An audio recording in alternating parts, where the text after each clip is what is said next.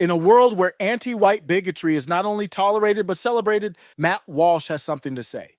On his August 16th, 2024 show, he tore into Kamala Harris and Tim Walz for their cringe-worthy attempt at playing to the crowd with their so-called humor. Walsh didn't mince words when he pointed out what everyone else seems afraid to say. Kamala Harris just casually dropped anti-white racism in the middle of what was supposed to be a lighthearted video. He drove the point home with an example that makes it all too clear. If Trump had made a similar joke about black culture, the outrage would have been nuclear. I'm all for the white people don't use seasoning jokes, but blacks and watermelon, Chinese and rice, J-team and horrible food, Indians and their horrible desserts. If we all can laugh at each other, it's great. Remember the 90s. If only some can laugh, we have problems. The incident in question unfolded during a staged dinner between Harris and Walz, where they exchanged jabs about white guy tacos.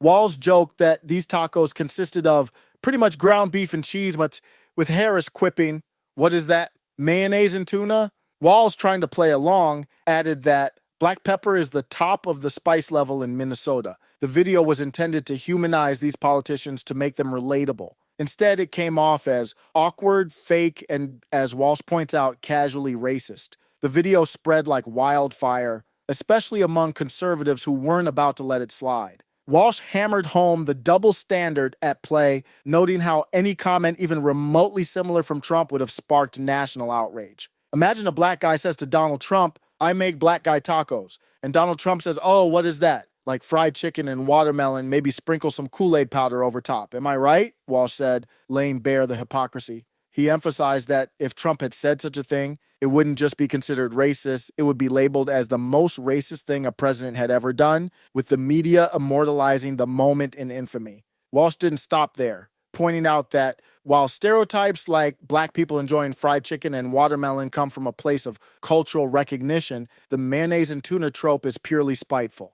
It's a hateful jab with no basis in any real cultural affinity, coming from the most spiteful corners of black Twitter, as Walsh put it. It's not just offensive, it's a slap in the face to white people everywhere. A blatant insult that everyone's expected to laugh off.